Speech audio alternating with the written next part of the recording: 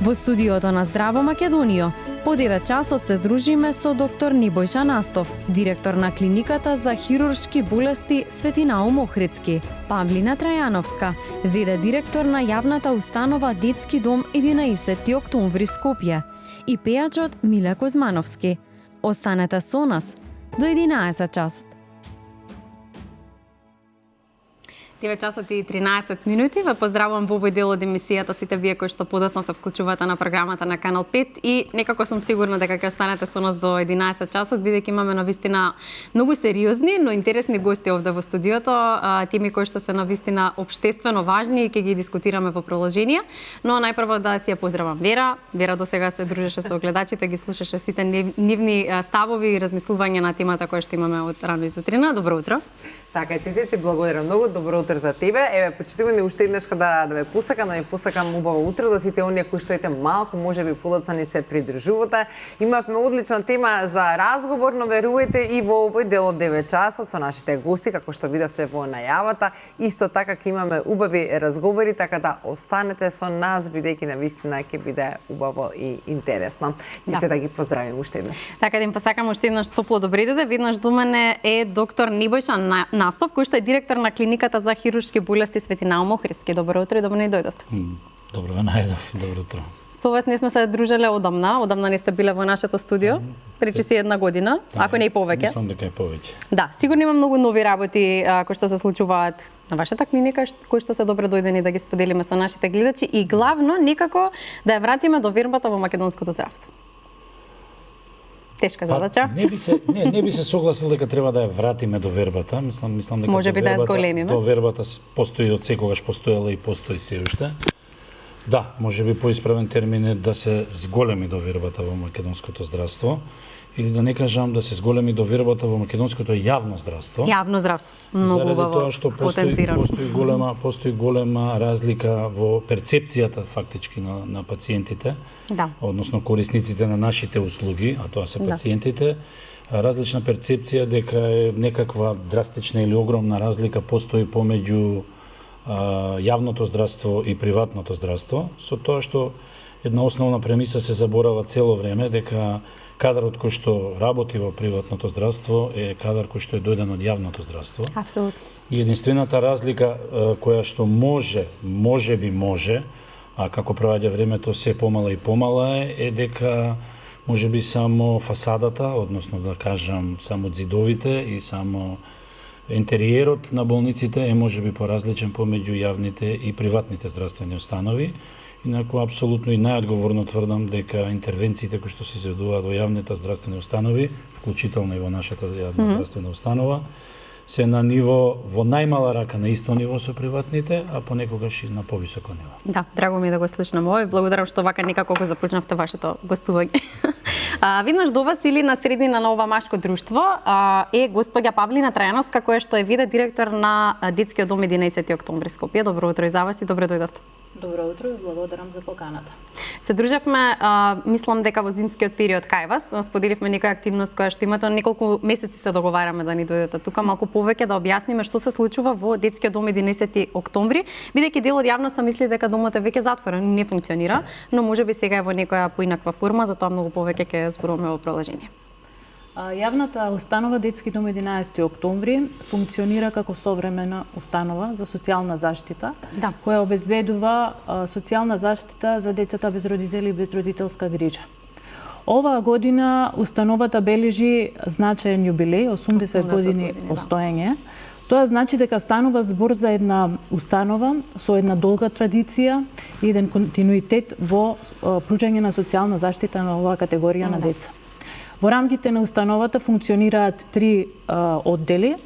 Оддел за грижа и сместување на корисници, кој обезбедува 24 часовна поддршка, грижа, здравствена заштита, социјална заштита, воспитно-образовна поддршка за децата без родители и без родителска грижа, Центар за поддршка на згрижувачки семејства кој работи на промоција, подготовка на згрижувачки семејства, обука на згрижувачките семејства, сертифицирање и го следи квалитетот на грижа во згрижувачките семејства. И третиот оддел е одделот за бремени жени 3 месеци пред породување и 6 месеци после породување на мајката до 6 месеци возраст на новороденчето. Целта на постоењето на овој оддел е да се обезбеди психосоцијална поддршка во овој ранлив период за мајката и да се создаде здрава емоционална врска помеѓу мајката и новороденчето, за да мајката биде подготвена и го прифати своето дете и понатаму успешно се интегрира во општеството. Да, сериозни оддели на кои што давате поддршка и драго ми е што ги споделивте вие уште на самиот почеток, барем да знаат гледачите зашто ќе зборуваме во продолжение, но секако тука е изгрижувањето, изгрижувачките семејства и на кој начин тие ги поддржувате, па да поттикнеме малку повеќе лица да се охрабрат да станат згрижувачи. Веднаш до вас е Миле Кузмановски. Добро утро и добро дојдовте. Редно дојдовме и до редот на песната. Така е. Малку баланс ке ни направите во овие сериозни теми. Имаме убав повод за вашето гостување. Имате концерт кој што треба да го најавиме на 15 јули. 15 јули. Да почнеме и со вас веднаш вака со најава. Добро утро до сите вас, до гледачите. 15 јули Хераклеја Битола, повторно со камерниот оркестар на Битолскиот камерен оркестар, голем оркестар, 30 на луѓе на бина. Го крстивме ехото од Хераклеја, да го чуеме ехото од Хераклеја. Така се вика точно ехото. Меѓутоа е одлично локацијата. Локацијата е преубава. Особено за овој период од годината. Да, луѓето викаат, многу луѓе се на одмор, ова јас реков ова лето ќе работи. Кој сака има да се врати од одмор. Нема и со време го најавувате, доста сте активен на социјалните мрежи, постојано зборувате за концертот, мислам дека само тоа објавувате. Не сум ја, него има едни предечиња кои што се пиар, кои што ми работат овие мрежи. Искрен да видам, јас не сум многу вичен со нив. Некако скаран сум со нив, јас сум уште од една генерација кафе, пиење, гледање во очи и разговарање. Некако така ми е најдобро, а ова е... И така да си останете, тука се младите да помогнат за се што треба. Така ми е добро, затоа се тие млади момчиња кои што го работат тоа и баш се активни. Да. Но добро, но не сите се на одмор. Има доста и луѓе кои што се тука, па и на нив им треба убава разумно да... Така е добро, но Битола е, нели, доста и печалбарски град, така да и нашите кои што се надвор доаѓаат. Да, ова летото си го користат да си дојдат дома. Да си ги видат. По своите куќи, своите села каде што потекнува, да си видат своите родители, баби, дедовци, така да мислам дека ќе имаме доста народ. Ке има. Да, рековте само да ги споменаме картите на специфична веб страна, која што се нарекува Your Next Event, но ако гледачите не успеваат да ја најдат, може да ве најдат на Facebook и на Instagram, каде што треба само вака да се кликне на линкчето поедноставно и да се плати за картата. Така, и Димпо, товаката Димпо кој што се во градот. Така, тоа може би поедноставно. Да си окупат, така тие кои што сакаат лично на рака карти, така, и Сенатор Рекордс, моите долги соработници. Да, одлично. Сакам да ве прашам како изгледа едно утро на Миле Кузмановски кога нема настави? Може би летно утро. Секој дневно е тоа кај мене така, со години. Прво е кафето на нашето што го вариме привриено. Благо. Затоа не сакавте кафе, вие сте веќе пиени. Да. Станат сум од 6, спремен сум за емисија. Вие сте со нас од Сабајле. Докторот ќе ми искара со 4-5 цигари тоа кафе Сабајле. И сам со себе, нели, се составувате и мислите што денеска, какви планови, така. Значи ништо спектакуларно. Ништо спектакуларно, така. Како изгледаат вашите утра, докторе? Вие кафе, тоа другото не? Не, тоа другото не. Тоа другото не, кафе секако и тоа за мене некој ќе ме кара дека пијам многу кафе во текот на денот. Пиете? Сака, јас сум кафеджиец. Генерално пијам кафе. Го пиете дома или во болница? Почнувам од дома. Па потоа на работа ќе зора директоре, добро утро, Сакате сега кафе, ја се прашам, вие не сакате. Добро, после рекламите може. Ќе биде четврто геста. Четврто до сега. Во 9:20, добро. Да, генерално тоа е. Работното време фактички ангажманот не дозволува многу простор за манипулација односно тоа како го започнувам денот. Заради тоа што обично работното време кај нас во болница е од 8 часот наутро. Така. Со тоа што јас никогаш не сум покасно од 7:15 на работа, тоа ми е оној период кој што јас го користам за себе. Да се организирате, каде што можам буквално да да проверам кореспонденцијата, да ги проверам мејловите, да одговорам на тие некои мејлови и да го направам условно кажано планот за текот на работниот ден. Во 8:00 работното време почнува со утрински состанок, утринско реферирање на дежурството. Например, ако се погоди да е понеделник како што е денеска, тога се реферираат дежурствата од петок, сабота и недела пред целиот лекарски колегиум. Се договара програмот за тој ден, значи оперативниот програм за тој ден. И понатаму после тоа се продолжува со визити, пред се визита во интензивната нега каде што се најтешките пациенти. И се тоа динамично. И сето тоа, се така некаде доке 9 часот, па после тоа може да почне другиот дел од ден. Значи денешното утро ви е можеби најрелаксирано овде во Здраво Македонија, се надам не ви е стрес пред камери. Па, не, ќе се потрудиме да ви е пријатно да се чувствувате како на кафе и ако имате само вода. Не знам колку е релаксирано заради тоа што од овде повторно треба да се вратам назад. Добро. Барем до 10:30 часот ќе се потрудиме да ви е релаксирано. Павли, на вашите утра? Моето утро исто започнува со турско кафе, станувам рано са бајле за да го испијам на рач.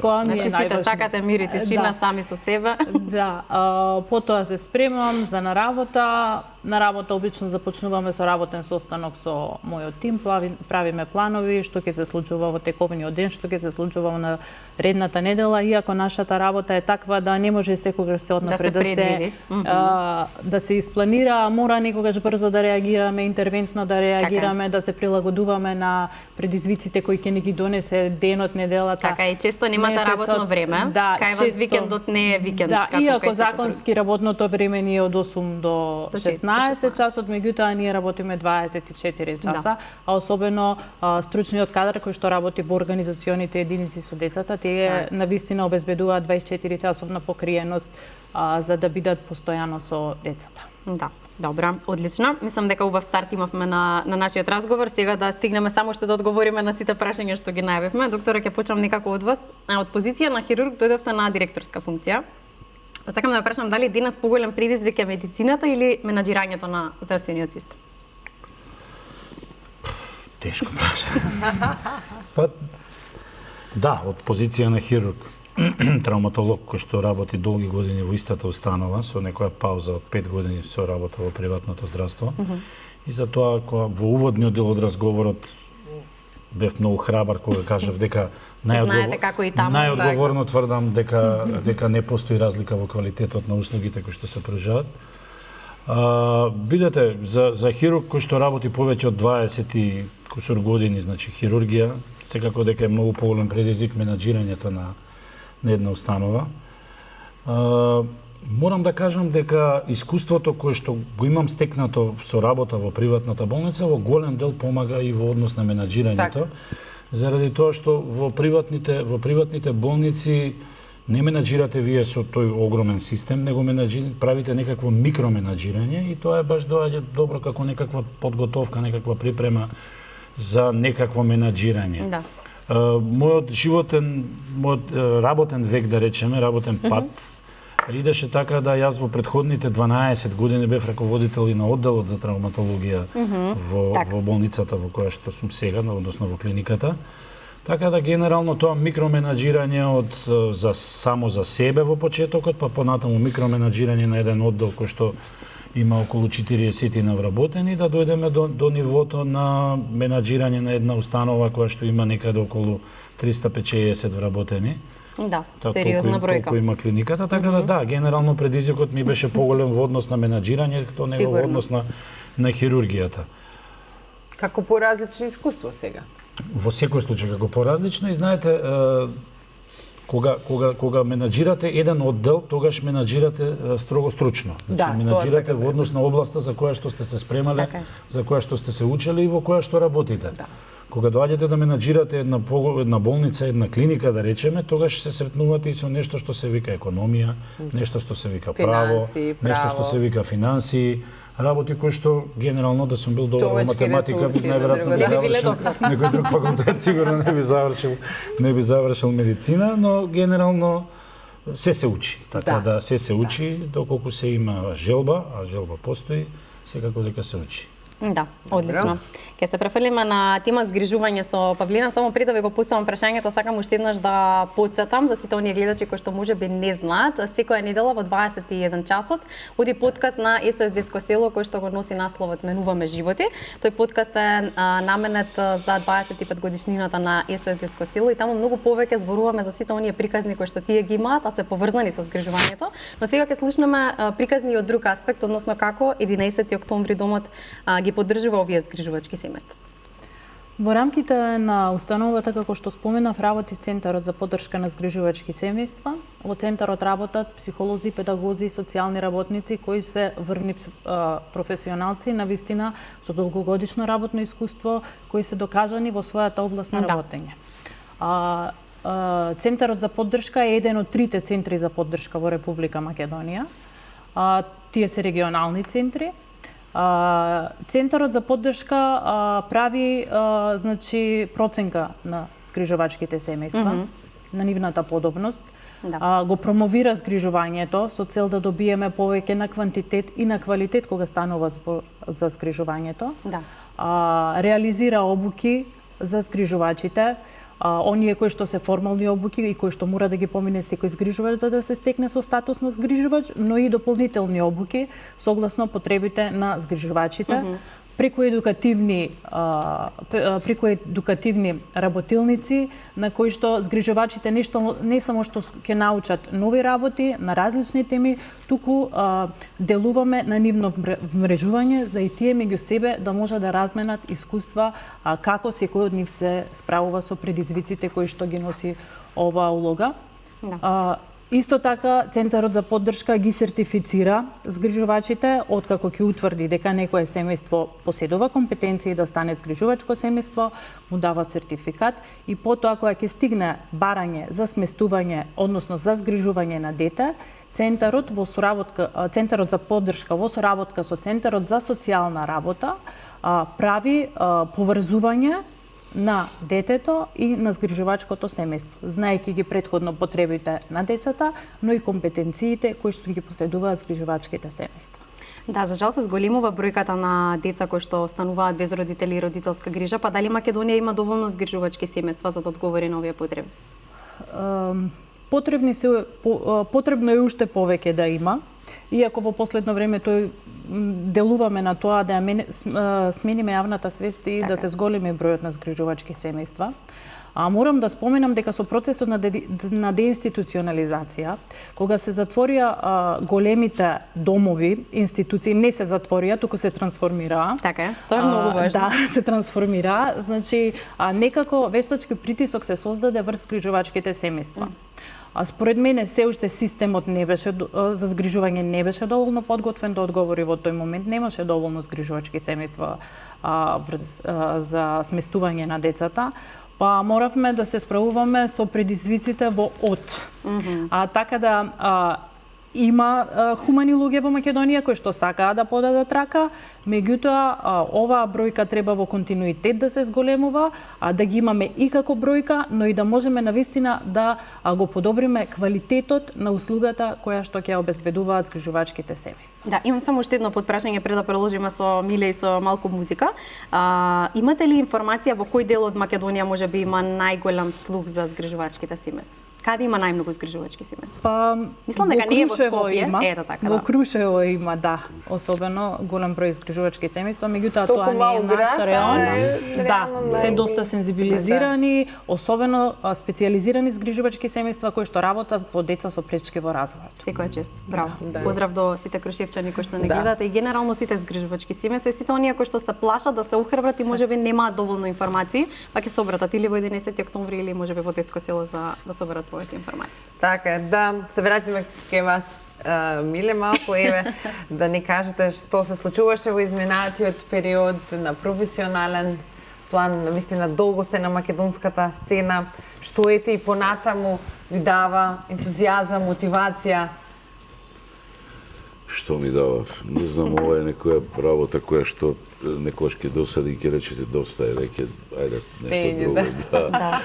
Но ние кај нас ја викаме гнида. Како гнида е, не те остава, не те сака да те тера само нешто да правиш. Так. Снимав летово 2 песни. Браво. Некои нови, беа некоја нарачка за некого, Така. но после ќе се посветам после концертот на нив. Работно цело време, секој викенд некаде патување, дружење со нашите луѓе, концерти низ Македонија, културни лета. Да.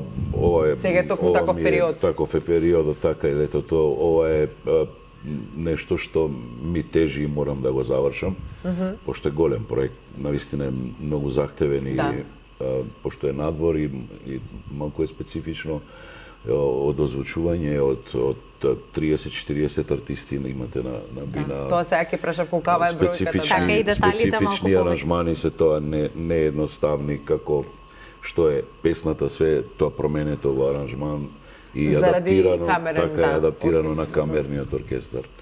И малку е специфична и захтевна работа, но добро, не се жалам.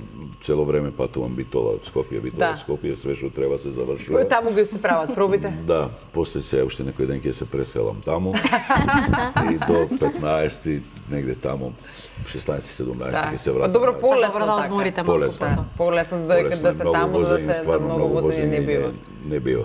Да. Другото е цело време работно, нешто се случува. Еве, емисија, снимања, не знам, гостувања, договори за тековни други работи. Тековни обврски, да. Така да е активно цело време нешто се случува.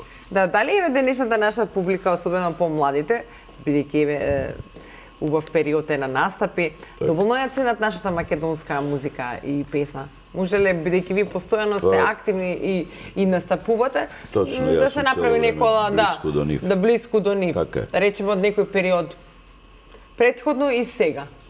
Така е. Мислам дека во последно време некако младиот човек сака да слушне она што е, да кажеме, староградско. И ова новото уз него и тоа новото го протнуваме за да малку допреме до нив. Мислам дека мораме да размислуваме малку помодерно за да дојдеме до младиот човек.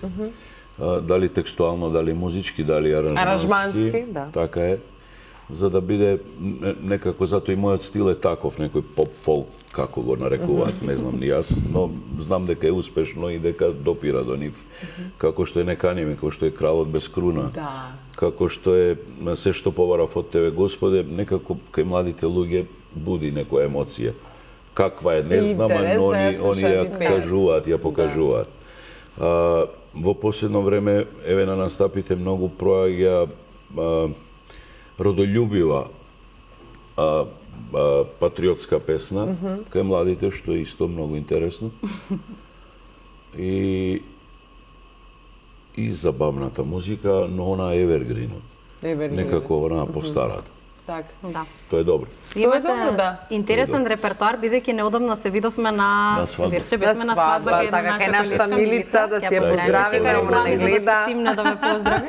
Но навистина беше супер репертоарот со оглед на тоа дека можеби некако очекувавме само нешто народно од вас, но имаше доста евергрини кои што се апсолутно неопходни на Вирче. Мојата таман работа 36 години да пеам и да останам само на 40 песни. Тогаш не би ни бил успешен, не би ни работел. Во мојот репертуар има од се по нешто. Има, да. Шаренило, така да...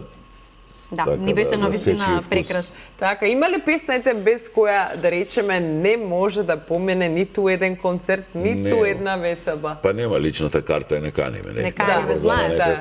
Не знам дали сте расположен да ни запеете.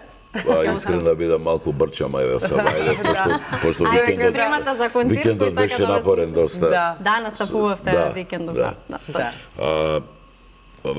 Неканиме, Кралот после тоа се залепи за нејзи, се што побарав од те, Господе, и таа песна, па многу чудно, на многу крштевки, на многу, не знам, први родендени, на некои убави моменти кои што се долго чекани и се случени во семејството и некако одам само за таа песна да испеам.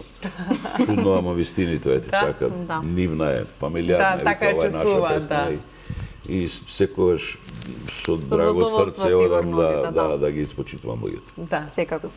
Докторе, колку вие имате време да се опуштите и да слушате македонска музика? Многу. Прво подпрк се насмеате, треба да се слушне. Па не, видете сега, не можам да кажам дека слушам само македонска музика. Добро. Но генерално слушам се и се што. Кога би ме прашал човек кој правец, не Сигурно можам рок да кажам. слушате, така би личите. Па слушам и тоа, слушам и класика. Генерално слушам најповеќе кога оперирам. Мислам, Навистина? Тоа го знаат и пациентите мои, така да јас една анекдота, не сум ја споделила, ама ќе споделам сега.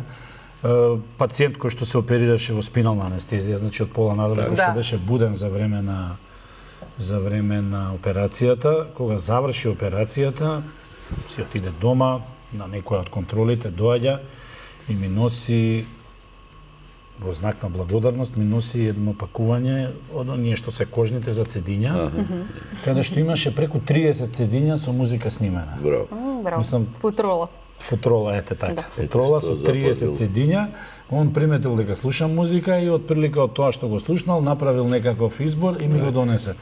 Можам да кажам слободно дека со тој човек сум сега веќе пријател, кој што во секоја прилика кога и да ме види, вон работа или било што, или знае да помине на кафе, да донесе музика само и така и работа. Така да. Да, слушам музика многу. А со каква музика оперирате? Со класика некоја? Зависи. Не. Мислам, видете, јас не дека не слушам класика, бидејќи јас меѓу другото така сакав и да се надоврзам на Миле. Сега од Значи Миле. јас имам и завршено некое формално музичко образование, да не кажам дека имам 6 години ниже музичко, прва година средно. За малце ќе отиде во правецот на музиката, ама Значи вие ќе не запеете, вие не прочитате. Не, јас клавир свирав, не по пеењето. Немам ја глас за пеење. Ама да, и прва средно и тоа клавир специјал, значи завршив. Браво. И после тоа некако валјда пубертетот го реши дилемата дали ќе продолжам со музика или ќе продолжам со нешто друго, така да. И сакам музика, слушам цело време музика. И не е само тоа, значи и додека работам, и додека читам, значи и додека сум студирал, додека сум учел, ми свирала музика цело време. На некого му смета, мене не, генерално да. И јас само што ќе отворам очи мора прво музика да пуштам. Тотално ве разбирам.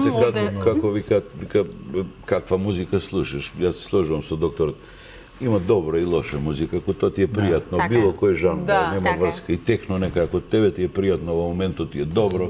Така ти прави чувство, треба човек да сум се условно кажано сум се конфронтирал со оние кои што делеле музиката на сериозна музика, значи не знам што е тоа сериозна, која би била несериозна. Тогаш е ова другото е све несериозно. Значи се поентата е може да биде класична музика, може да биде поп, може да биде рок, може да биде традиционална, може да биде се, ама не постои сериозна музика. Секоја музика е сериозна, значи затоа што не постои несериозна. Некој се потрудил, напишал мелодија, нота. Видете, кој не учел музичко, кој не ги учел сите хармонии и чуда врагови, каде што треба една многу поголема филозофија, не е дека тоа на некого му паднало на памет и напишал нешто. Треба нешто и да се разбира човек за да компонира и за да ствара музика, така да во суштина не постои несериозна музика. Секоја музика е сериозна, различни се правците само. Тоа е тоа. Само што кај нас се среќа ако сгрешиме нема грешка, ама кај докторот ако сгреши не дај Боже. Така е. Не сме да се дозволи. И докторите се луѓе. Секако да, но нели кога се работи за живот и ова кое што е нешто. Јас секогаш кога ќе се наметне тој муабет, јас спомнам еден друг муабет.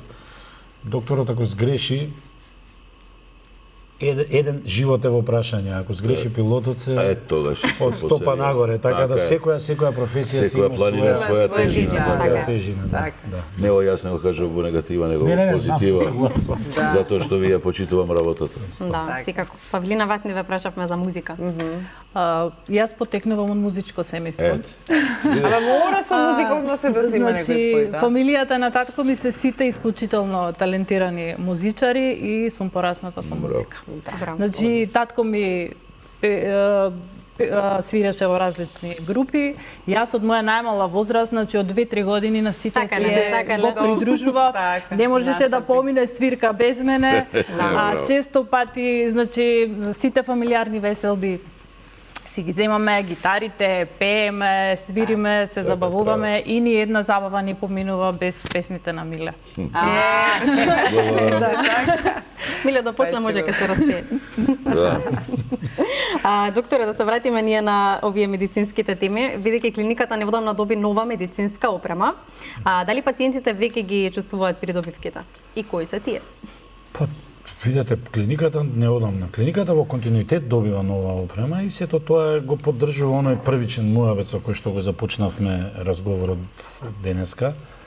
Значи, да, имаме во континуитет навистина добиваме нова опрема, значи тргнувајќи од една нова магнетна резонанца, која што е ставена во функција и веќе функционира повеќе од една година.